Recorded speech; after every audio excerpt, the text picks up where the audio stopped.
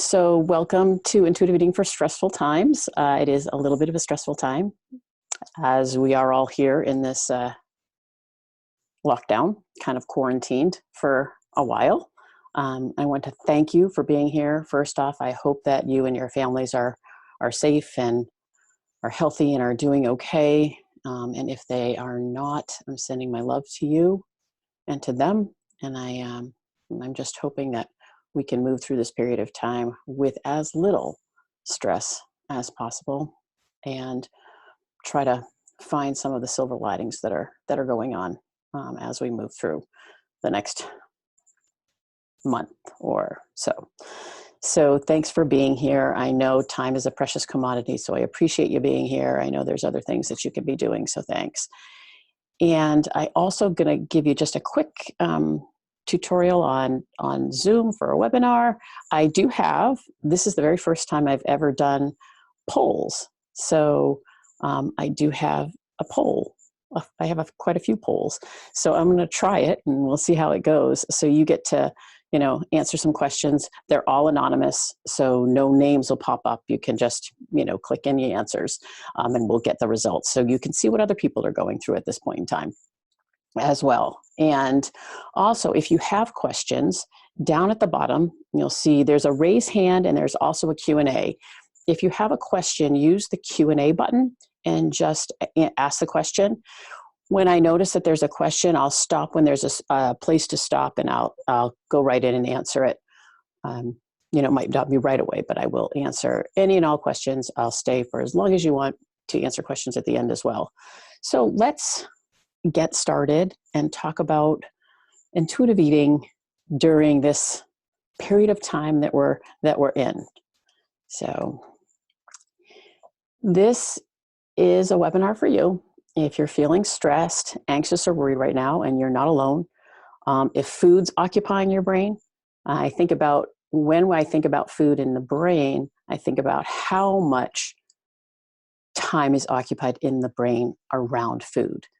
For me, when I was just up until probably about 7 or 8 years ago, probably 95% of my time was in my brain was occupied about food or calories or working out or any of that stuff, right? So how much of your brain space is occupied now? Is it more than it was before? Are you experiencing some increased cravings? I'm going to talk a little bit about that. Are you turning to food when you're feeling overwhelmed? So these are the things that might be happening for you right now.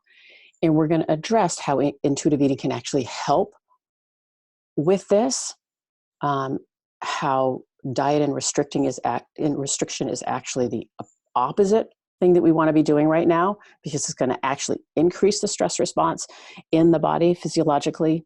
And then we're going to discuss ways to reduce stress and worry, and then also deal with the cravings that are coming up and how we can start a practice of intuitive eating if we haven't already, or how we can this might be just a good refresher to key back into some of the key concepts around intuitive eating. And again, ask questions anytime you want as we go. So does this sound like you?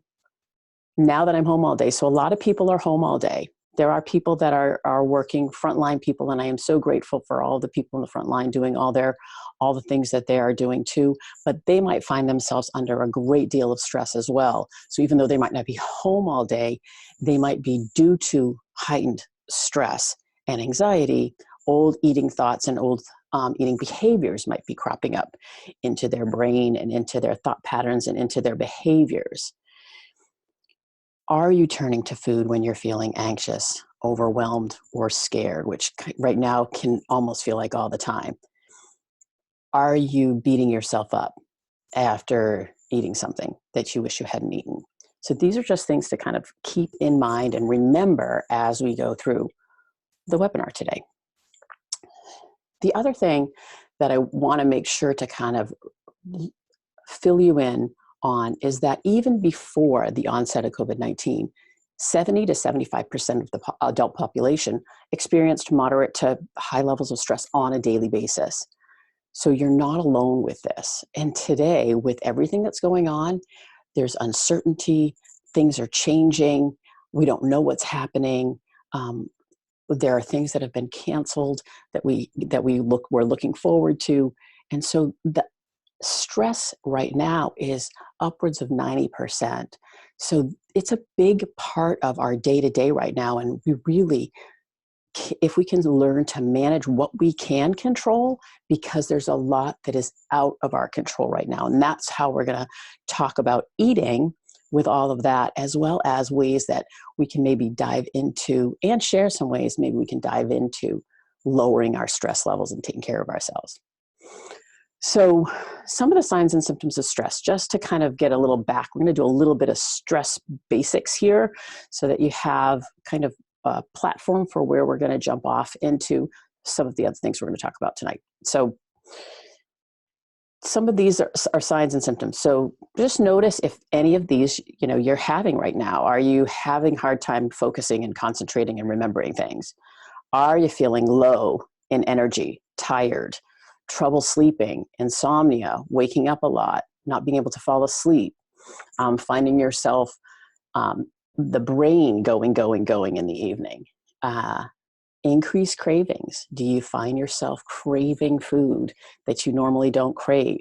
And what kind of food is that? That can be helpful information as well. Are you having gastrointestinal issues, stomach issues, upset stomach, diarrhea, constipation, reflux, acid reflux, any of those things? And irritability and moodiness. So a sign of stress is getting moody, snapping behavior. One of the things for me when I get hungry is irritability. It's also a sign of stress. So thinking about what are your signs of stress? How do you know you're under stress? What does it feel like for you?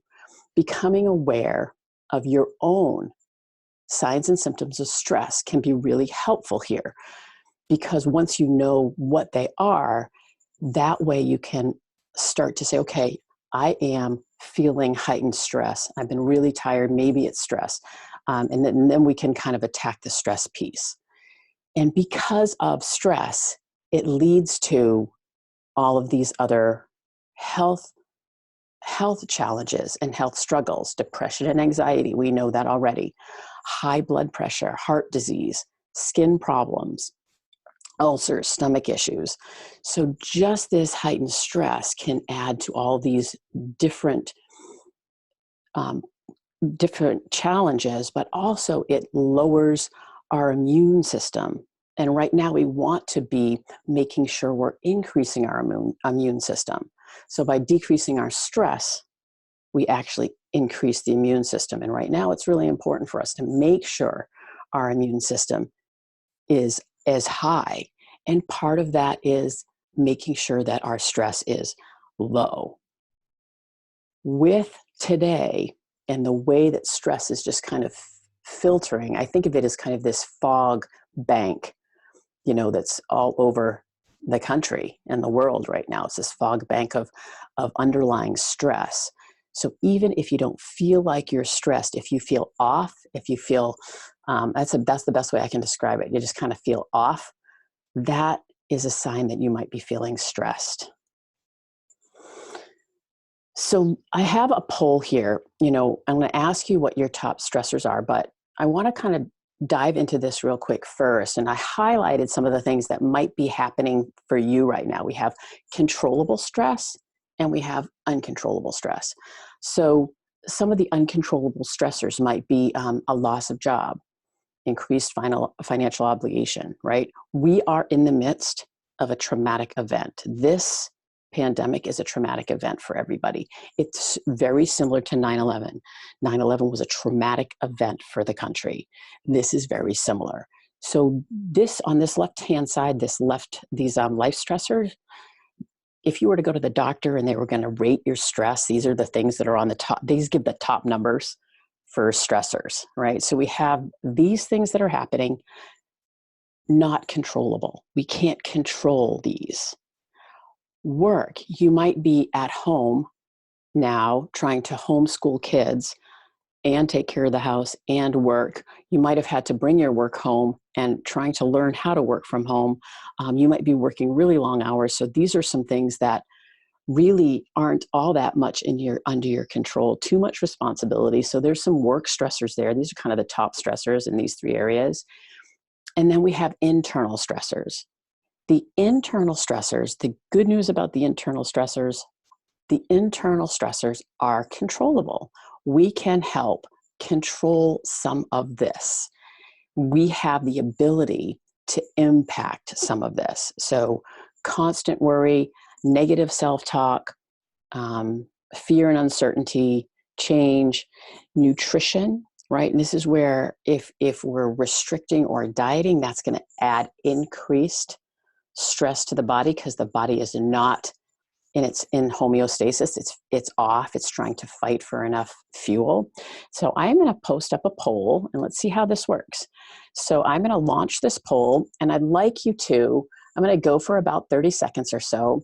What are your top stressors? You can choose as many as you want, multiple choice, and just pick whatever might be a top stressor for you. Worrying about the future and the unknown, negative thoughts, overeating or thinking about food all the time, fear and uncertainty, worrying about finances, relationship changes, anything that's, other things that are going on. Because there could be family, relationship, all kinds of things. So I'm going to give you about 5. Let's give you about a minute. So really thinking about what are your top stressors. I did a webinar the other day with a poll, and I felt like this. I'm like, I hope this doesn't put anybody in stress mode. I was feeling pressure to make sure I got it before the time went up. So relax. All right, so I'm going to end the poll, and I'd love for you to let me know what you see. Okay, so the top one, if anybody wants to comment and let me know if you can actually say a Q&A, just say, yes, we can see this, or no, we can't. The top one is worried about the future and the unknown. And that is an uncontrolled, uncontrollable stressor because we don't know. This has never happened before. And there's, great, thank you. Let me see. Can't see it. Okay. So share results. Hey, what do you know? Thank you, you guys. Let me see now. Can you see it now? That worked. Perfect. Thank you very much. Great. Thanks, everybody. So top one, worry about the future and the unknown. And again, like I said, this is something that we can't control. It is what it is. And if we're able to acknowledge that we don't know and to accept that we don't know, it can ease the worry about the unknown. I have something that is on my computer, and it's fall in love with not knowing. It's been on my computer for forever. Well, not forever, for probably about 3 years though, because I think the more we can release the unknown, the fear that comes with the unknown, the worry that comes with the unknown, the way we can lower our stress. So thinking about that, fear and uncertainty. So worry and fear, those are a couple of our big ones here. And then some other things that are going on. So I'm going to stop sharing. Great. Okay, thanks for taking that. So understanding where you are with your stressors right now. I know most of you know me, so I'm not going to go into a lot of this, but I have a pretty extensive stress story when it comes to eating and food. 3 distinct periods of my life up to 50 with an eating disorder in 3 different kind of realms. And then divorce and children and adoption and surrogacy and tough marriage and things like that. So a lot of stress through my life, and a lot of times my stress was taken out on my body. And that's kind of where I finally decided that when my body started to break down and when my body was telling me it can't handle it anymore, is when I started to make some shifts and some changes. And so I'm not going to spend too much time here, but this is who I am. I'm an intuitive eating coach. I went back to school to get my eating disorder specialist degree because I thought that it helped me. Number one, it helped me in recovery, but it also, I wanted to know more about it. I was interested, and I didn't want other people to sit in this space of constant thought about food and body. I also spent many years in fitness, which was actually quite destructive for myself, both physically and emotionally.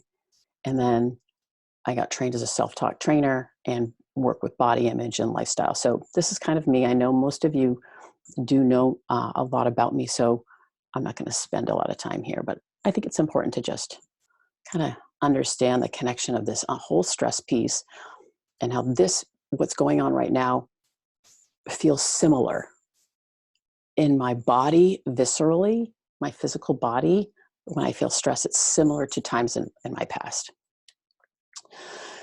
So what we do know, I want to kind of dive into this food and eating. We know that eating elicits the body's parasympathetic, which is the rest and digest, the rest and relaxation, the calming relaxation nervous system. It calms us down, it relaxes us, it brings us peace by releasing endorphins. Endorphins associated with feelings of pleasure, motivation, happiness, social connection. It helps relieve pain. And so it's no wonder that when we're in times of stress, people will turn to food, because eating can override, at least for a while, these feelings of stress. Because when you eat, your body starts to it's like when you're anxious about something, the second you put food, even the second you think about putting food in your mouth, there's an instant calming. And then once the food is in, the body it calms down, and then the endorphins are released, and then the brain lights up and the pleasure is connected, and that's why we do it again.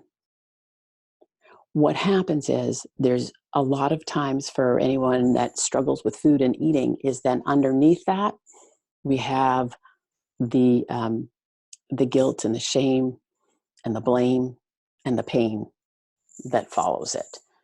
So we want to remember that eating does work, and it's no wonder that we turn to food,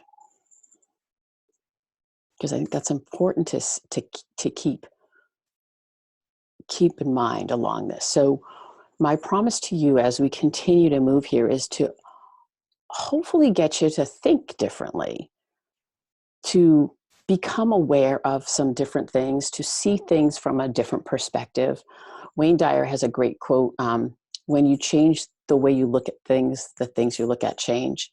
So I'm hoping in the next little bit of time we have together here that you will see things differently. Maybe see yourself differently with the stress, know that you're not alone, see different ways that you might be able to lower your own stress level, see how food has been working or not working for you, and so on. So we'll be thinking differently, and we're going to start by reducing stress. Okay, Danielle, I see a question. Hold on one sec. What other things have been shown to release endorphins, alternatives to food? Yes, we're going to be talking about that, Danielle, so hang on with that question. That's a great question, because what we want is we want to figure out different ways. A great colleague and friend of mine, and some of you might know her, name's Sherry.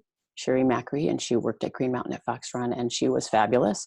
But she would talk about when we eat food, especially sugar high in carbohydrates, high in fat, it's like floodlights to the brain. It lights up the pleasure, the pleasure system. And, we feel immense pleasure, serotonin, epinephrine, dopamine, right? All of our feel-good hormones get lit up when we use things that calm us down and elicit that pleasure-seeking, feel-good hormone. It's like little twinkle lights. It's just not the same feeling, but we are going to explore different ways that we can activate the pleasure systems of the pleasure hormones in the brain. So, great question. Okay, so we're going to talk a little bit about if anyone was in who has been in the Diet Free Sisterhood at noon on Mondays. We start with breath every single time. Breathing is the easiest, simplest, no cost, anytime, anywhere thing that we can do to help elicit that parasympathetic nervous system. Just breathing. There's a couple of things that I'm going to have us take a moment before we do this breath exercise. I want you to just kind of notice how you're feeling. Notice your physiology. Are things hurting? Are you stressed? Are you anxious? Are you tight through the shoulders or the chest? Is your back ache? What's going on with your body? And I'm going to take you through about a minute and a half of breathing, and then we'll revisit and see if anything has changed.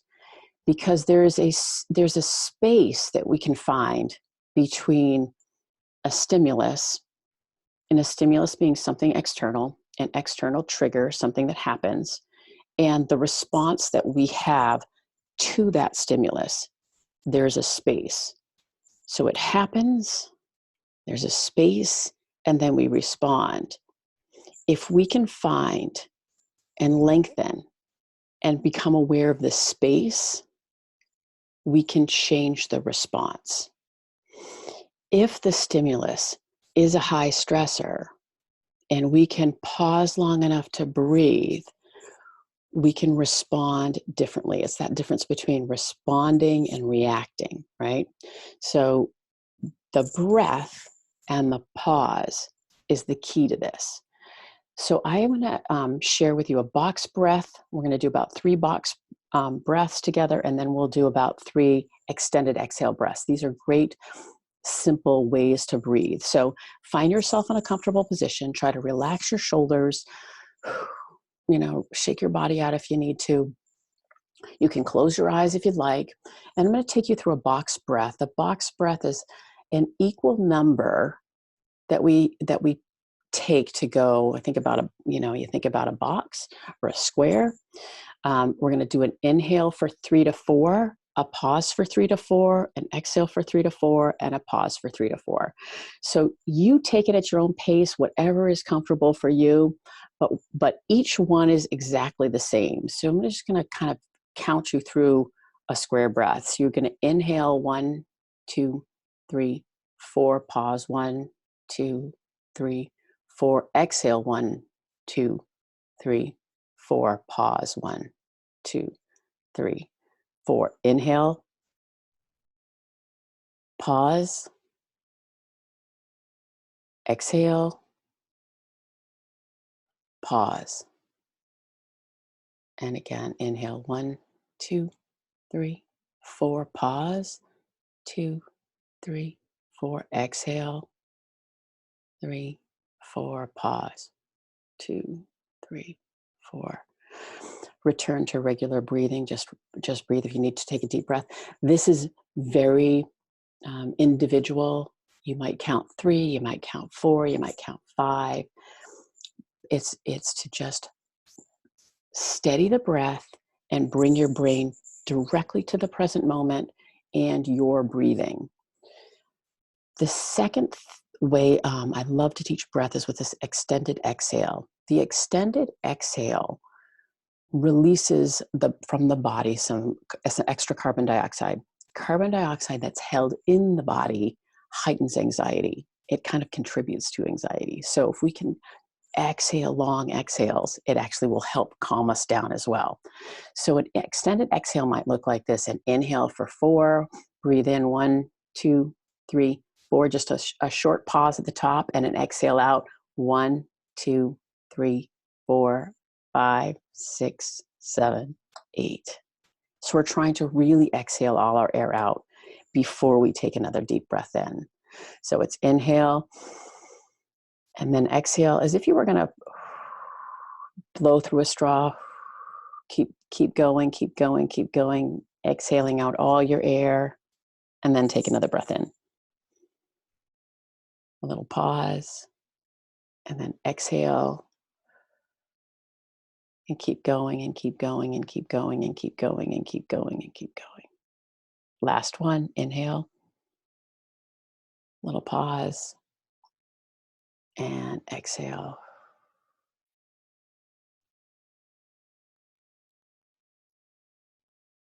And then just come back to a kind of a regular rhythm breath and just notice how you feel.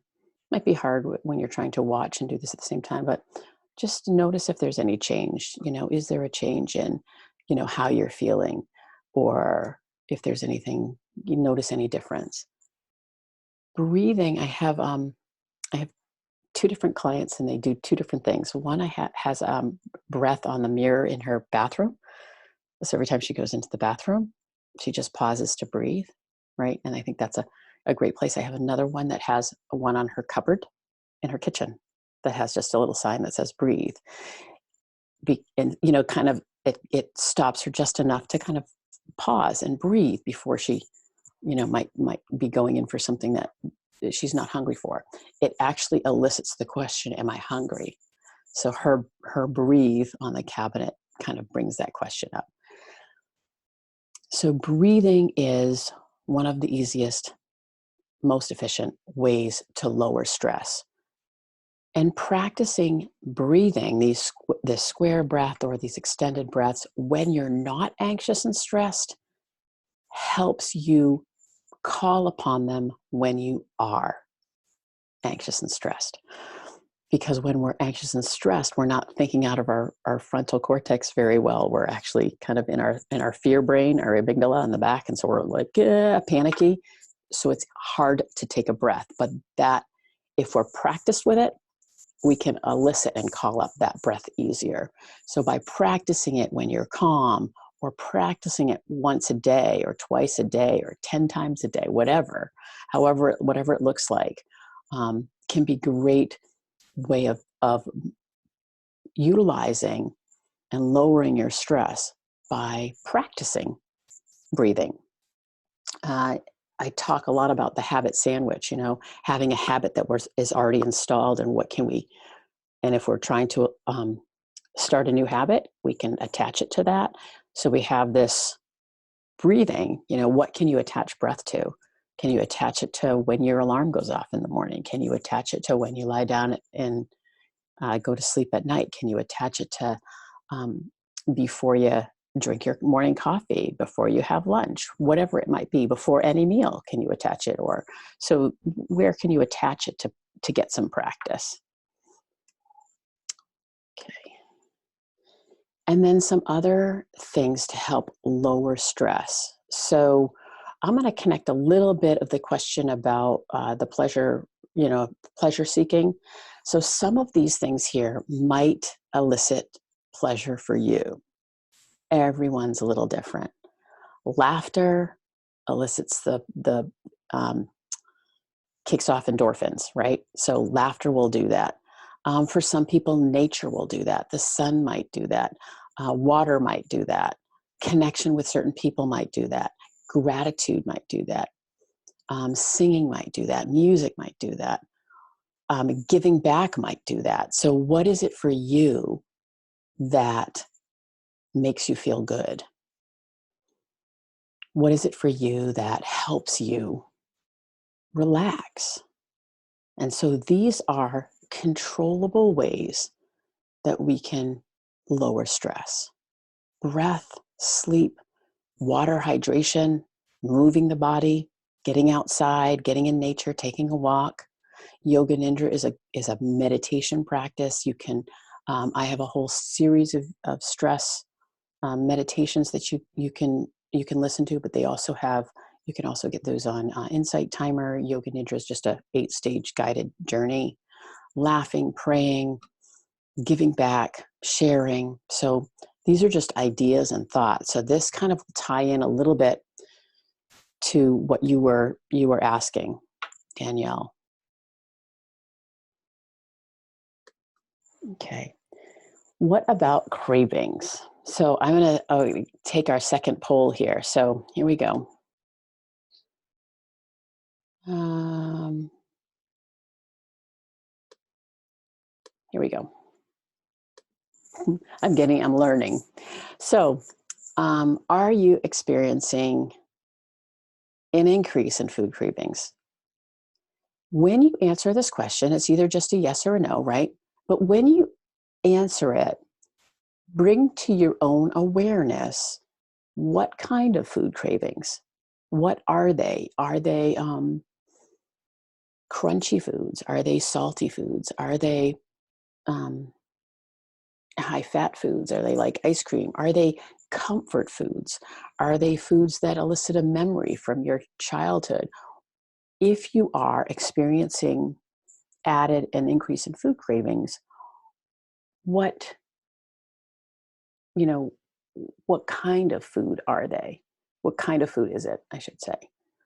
And if you want to put it in the chat, you can do that. And in the Q&A, you can do that as well. And I will share what people are saying too. So, okay. And then, good. Okay. I'm going to end the poll and I'm going to share it. Share. There you go. So some of you, yes, are experiencing increase in food cravings. Some know, some don't know. And not knowing is okay too, right?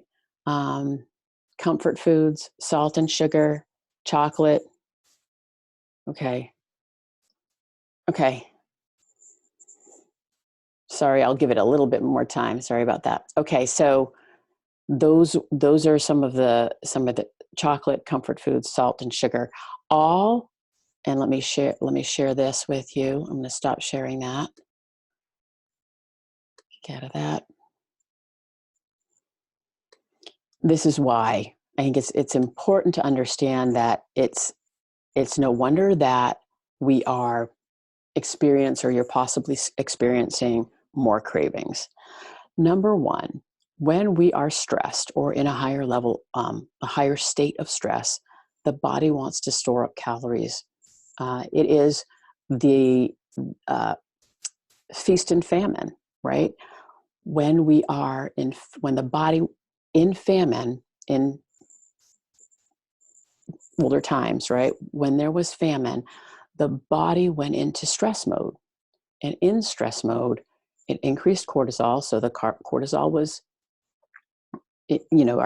our stress hormone cortisol is increased, and that signals the body to hold on to fat because it's storing up fat. So the body it just kind of wants to store up calories in times of stress. So it's asking for food. The other thing is that carbohydrates and sugar and fat, things that you eat, that you might crave, does increase the production of serotonin. So think about the floodlights. So when we eat sugar and fat, carbohydrates, comfort foods like that, we have the floodlight reaction. The carbohydrate and the sugar also increase energy, right? So during this period of time, we might not be sleeping well. We might be feeling fatigue. We might be tired. We might be overwhelmed.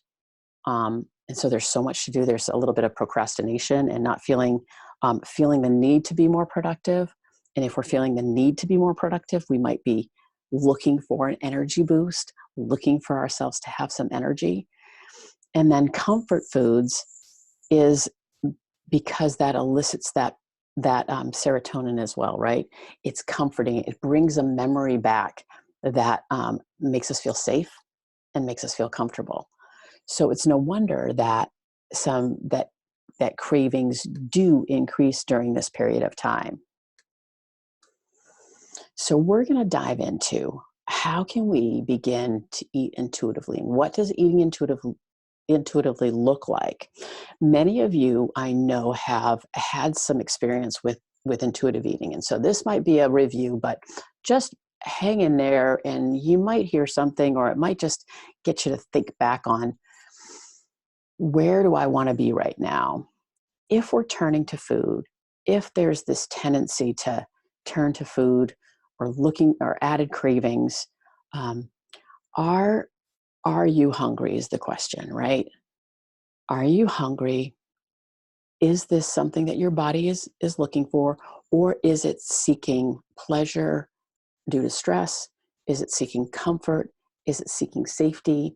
What's the other need, right? So there might be an underlying need.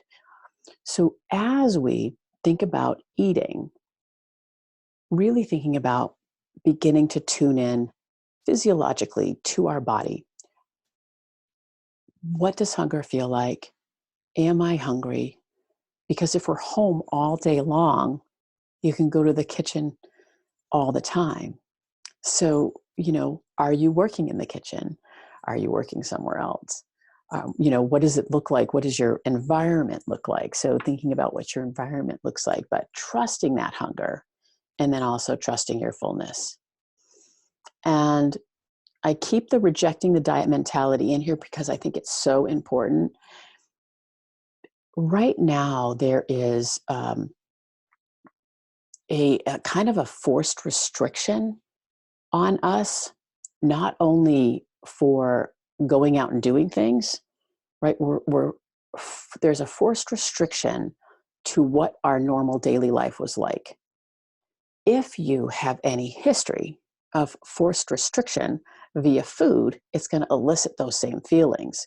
So diving in and kind of grabbing hold to the diet mentality is a normal response to these feelings of restriction. And then there's also restriction with food.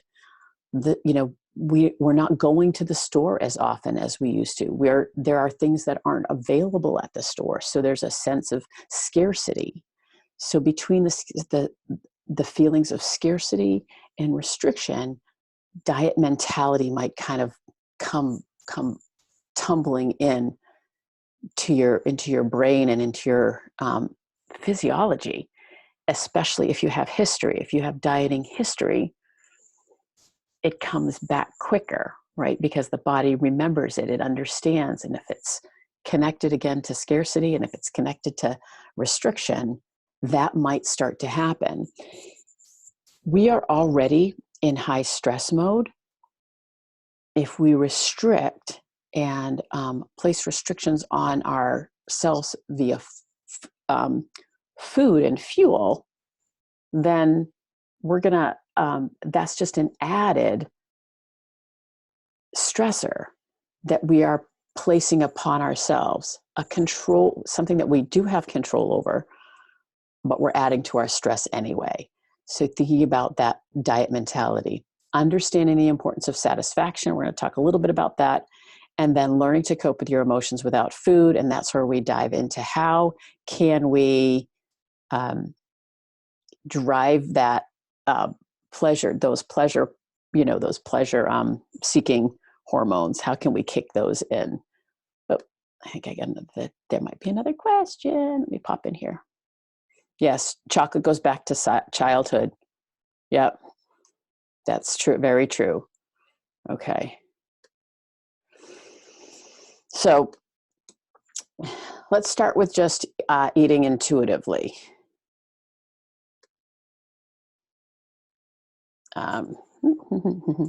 Making sure that I got questions answered. Okay. So eating intuitively, here's just a basic hunger satiety scale, right? Absolutely starving on the one, really uncomfortable on the far side, and just noticing these two ends. These are the ones that we can really, usually we can really notice.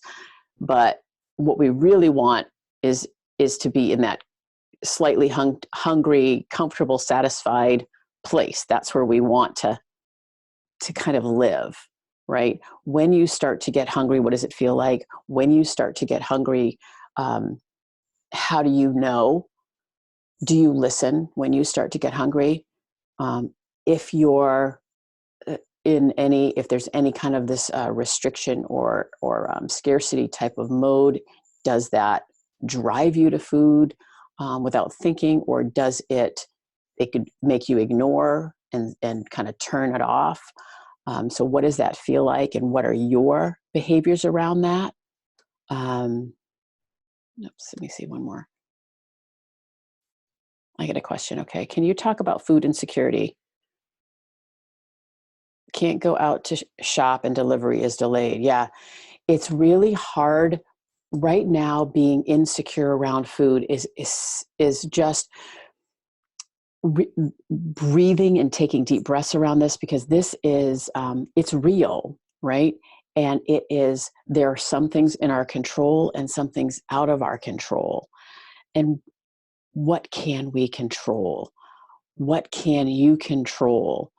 Are there places that you can call that, you can check in different stores, or neighbors, or someone that can drop something off for you? Or what does that feel like? But diving into the insecurity, looking in your cupboards and saying, I have food to eat.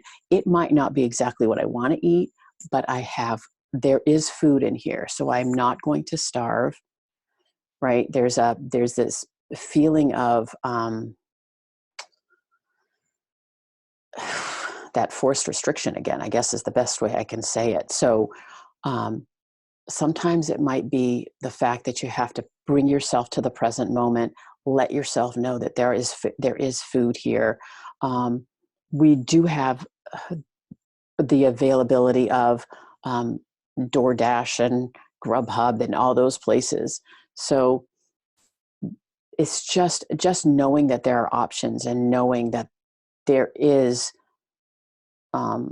you can feel a little bit more secure with food because there are options.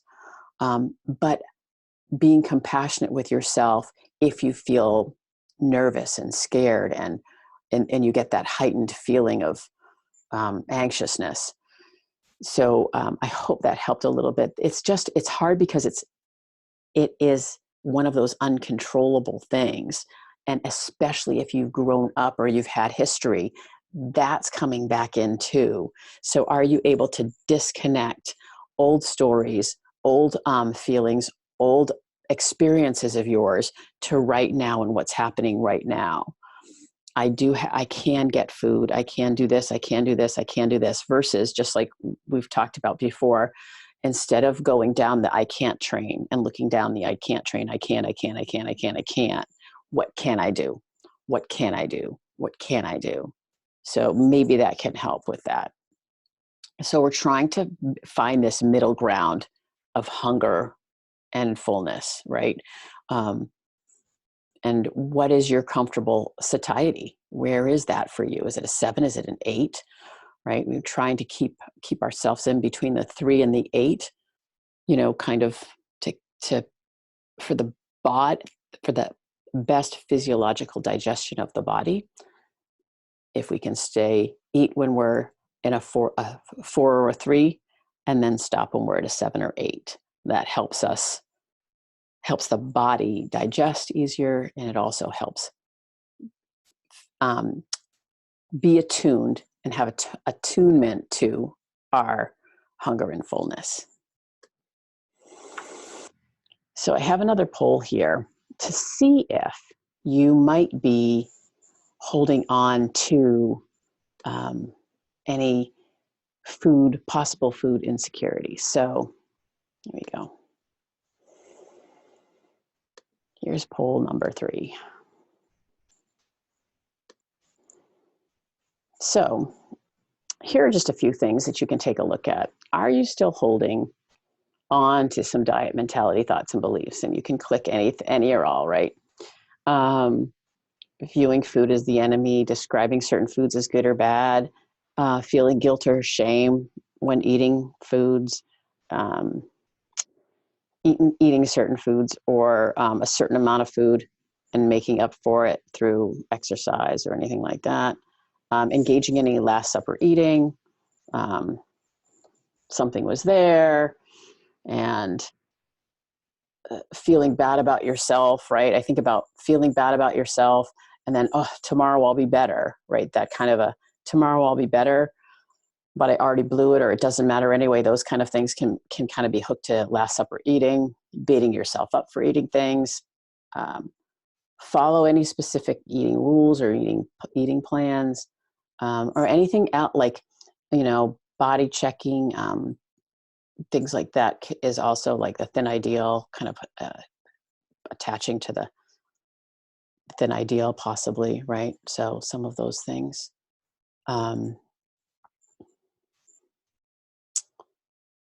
Okay, 10 seconds.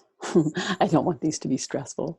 I just thought it would be good to get a little bit of interaction between us as we do this so we can share. Okay. All right, here, let me share the results with you. So the winner is guilt and shame when eating certain foods. So an important piece of this, when we feel guilt and shame, it actually is attached to the reward center of the brain, which is why we do it again, believe it or not. So feeling guilt and shame connects with the whole punishment, protection. I think about the 3 Ps. When we eat, sometimes when we eat or we're feeling guilty, we're punishing ourselves, we're protecting ourselves, or we're pitying ourselves, the 3 Ps, right? But when we feel guilt and shame, it actually perpetuates eating the same foods and feeling the same way. There's something underlying it that actually makes us do it again. Beating yourself up, Last Supper eating, and describing food as good or bad. Question. Done. Quick question to answer. Can your body get used to high level carbs and sugar? And does that decrease the amount of serotonin you feel in the body? Needing more and more of those types of food? That's a really good question. You know what? I'm not, I will be honest with you. The body has, I'm not exactly sure about this answer, but I will tell you this. We have, the body gets used to things, right? Habituation. So if I were to eat the same foods all the time, I get used to it and I don't really want it anymore, right? There's also sensory specific satiety where we feel the same, like if we're eating the same food, it begins to not taste the same like anymore. So if I'm eating ice cream, the first few bites might be delicious, but then by the 20th bite, it's not even tasting good, but I'm still eating it, right? So it can get used to a higher level of carb and sugar, right? But I do not believe that it's going to decrease the amount of serotonin you feel. I think what you're feeling becomes normal, right? Which means you need more to feel better. So if you're feeling normal. So I think that that's a good question. And I'll do a little bit of research and see if I can get a little bit better answer. What we want to do is try to disconnect the food piece from feeling good, right? Excuse me. And try to bring in some other things. So If we think about, and I'm going to talk about this in a second, so I'll hold on, but I'll talk about it in a second. So, but that's a really good question, and I think what we want to do is we want to try to find other ways to kick that serotonin up, right? Food might be included, but it doesn't have to be the only thing. So, okay, I'm going to stop sharing the poll. All right. So, the importance of satisfaction, being satisfied with meals, it helps prevent emotional eating or overeating due to feelings of this deprivation restriction. It's beginning to trust your body and what it does want. If it wants something sugary, right? If it wants something that's higher in salt or fat. Asking the body if you're hungry. If you're not hungry and you still want it, this is where we go, right? If you have whatever it is that's sugary, say, if you give yourself full permission to have it, there's a tendency to feel satisfied and not need more of it. Excuse me.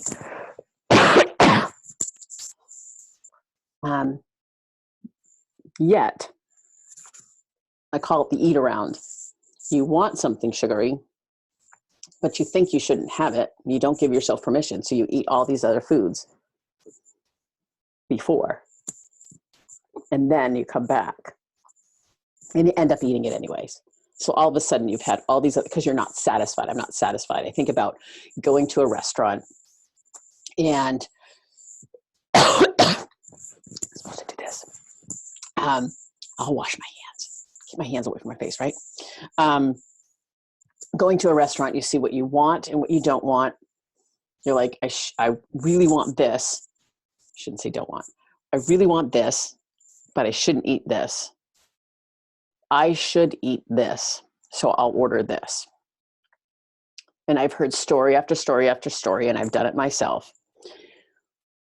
When we pick the food that we should eat, once we're home, we're foraging for food because we're not satisfied.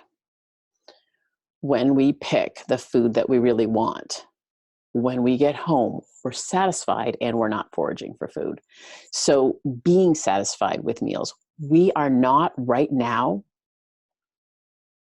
able to be satisfied with all of our meals, but can we be satisfied with the majority of our meals right now? Because it is hard to get food. Can you make sure that you have the foods that you like in your house? And what does that look like? How can we do that? So beginning this trusting of the body, and also allowing your body to trust you. So it's a two-way street. So we've talked about tuning into hunger, tuning into fullness. We've talked about being satisfied with our meals, rejecting the diet mentality, breaking free of rules. And then, and this is where I'll answer that question a little bit more, about trying to get that feel-good hormone. We're going to bring some awarenesses to you. So I'm just bringing some awarenesses up for you right now.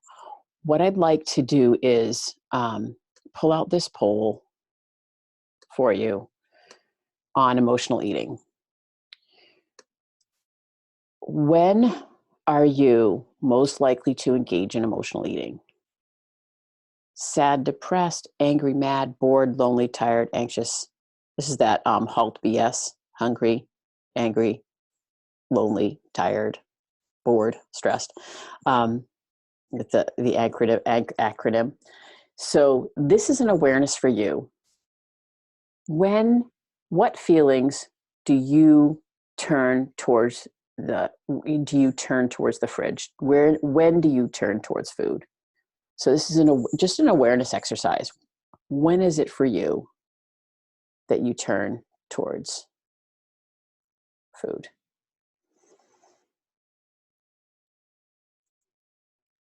Okay. That was a quick one.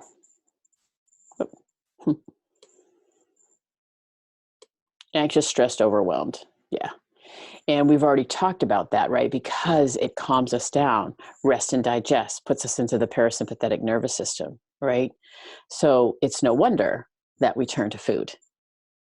So when you're anxious and stressed, there is a quick turn to food. What other thing can you do that helps with anxiousness, stressed, overwhelm? What other things can we recruit to elicit serotonin, to elicit seeking pleasure, to elicit the feel good, a feel good hormone? Okay, thank you. That was probably for me. I appreciate that. On this poll, you could only answer one, even though more than one would have applied for you. Yeah. Being aware, like if you realize that there are more than one, just kind of notice that. What is it for you? Where do you turn to food?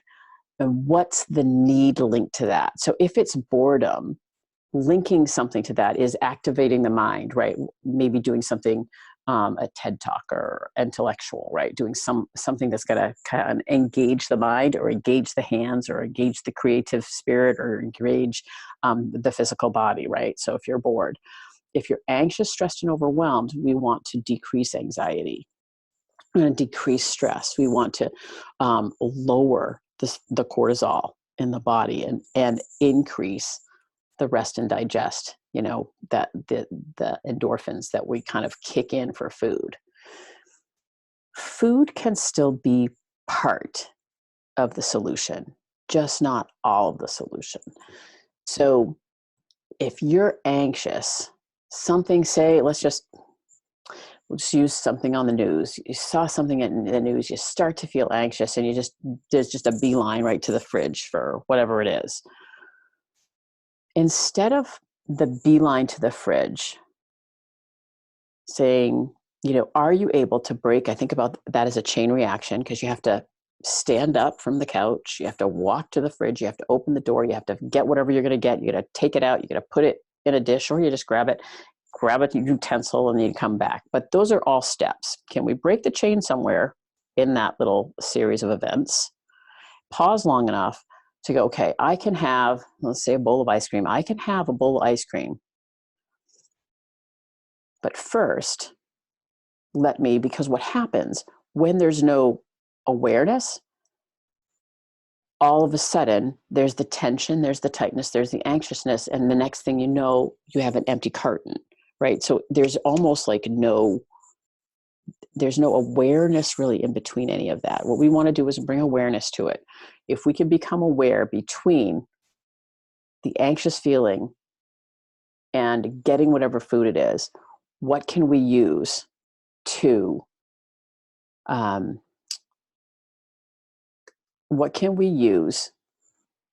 help with that? So maybe it's call a friend and talk to her. Maybe it's take a walk. Maybe it's take a shower or a bath and then come in, get yourself a bowl of ice cream and have that. So we're adding pleasure of the ice cream because there's enjoyment and not the guilt and shame that goes along with it, because we're still allowing that as part of the solution, but it's not the whole solution. So I hope that made sense to you all,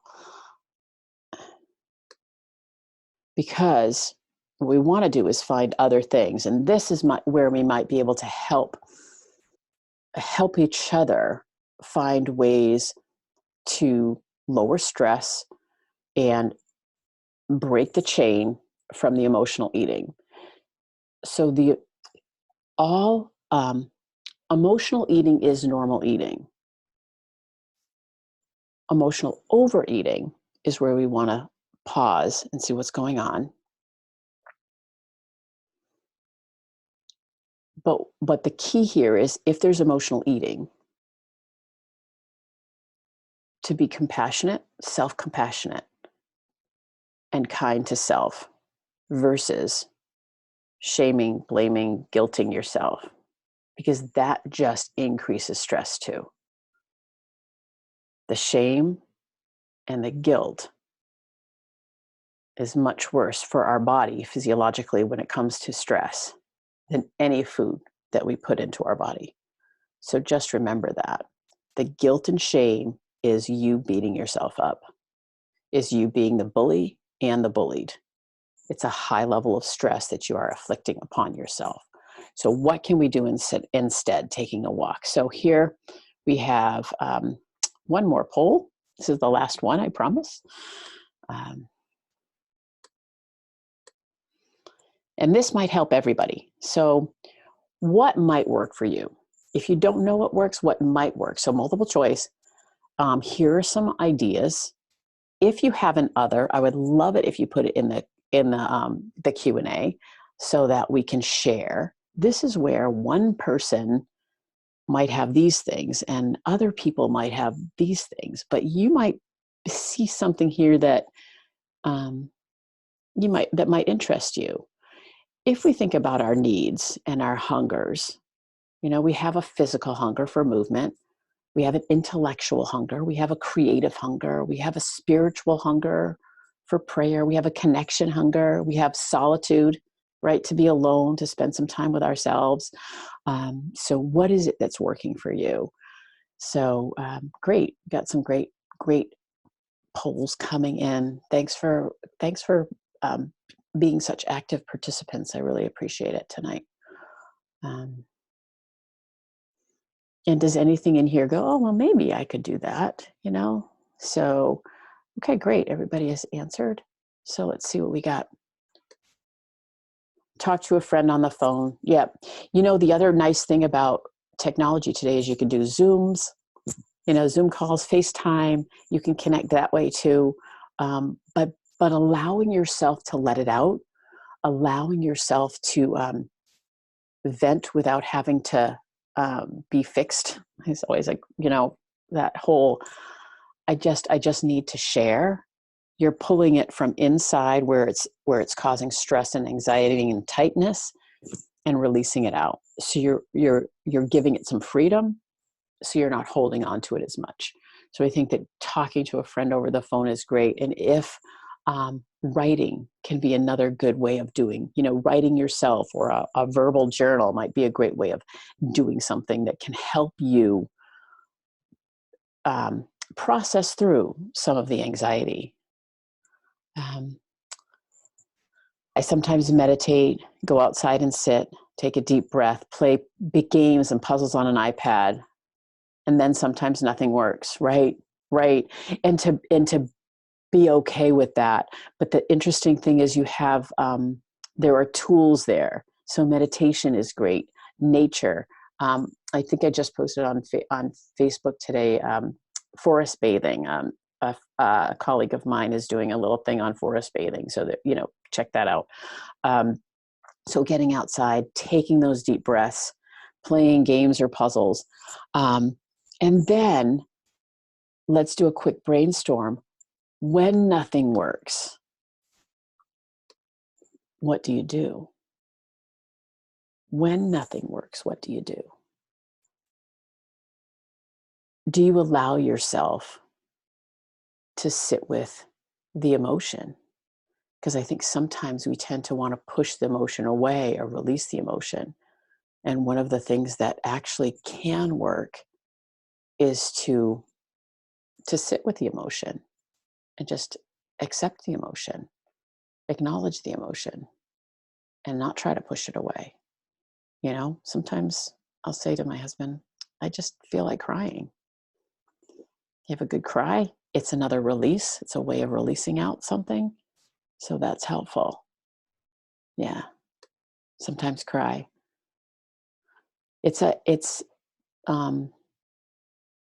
We have been programmed to not feel certain things.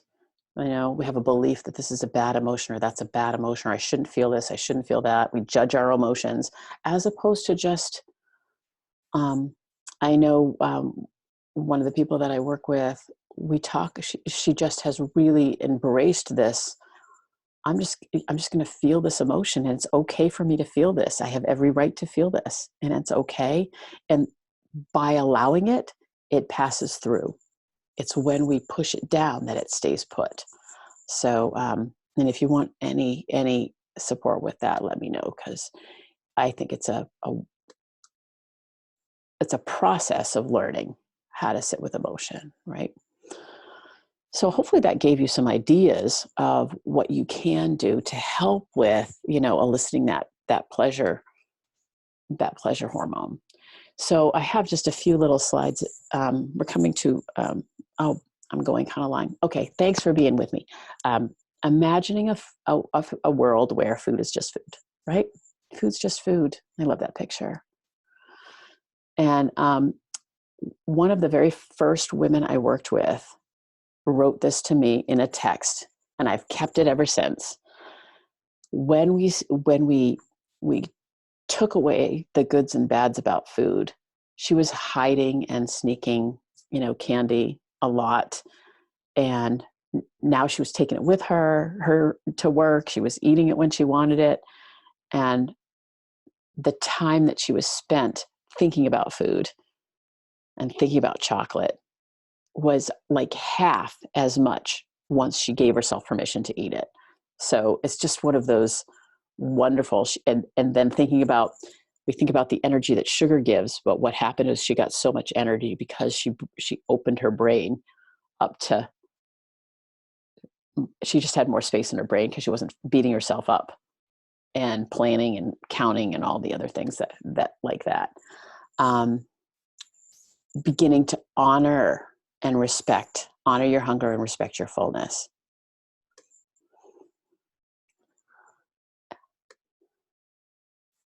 Feeling good in your body, and where you trust your body and your body trusts you, right?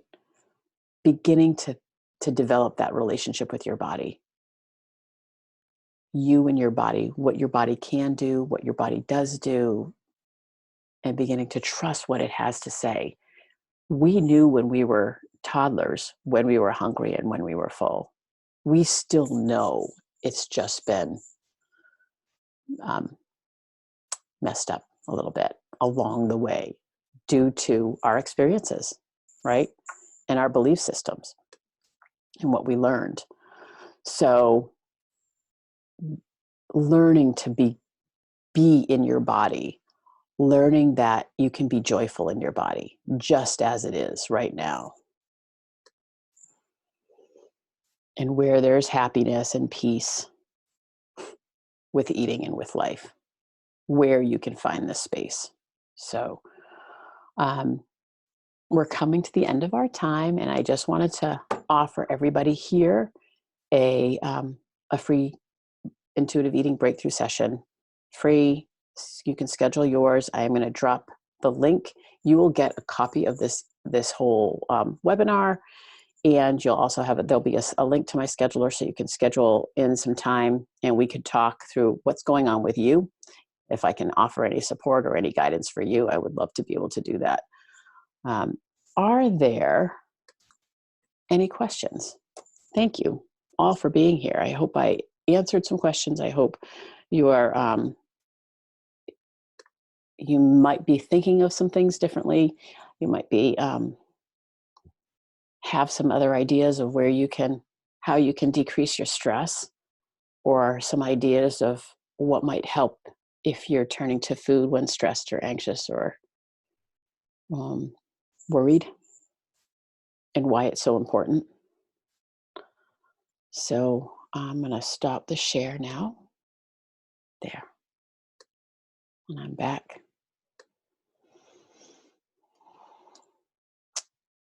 Thank you all for being here. I don't see any questions coming in. I might just hang in. If there's anything that you can do for someone else,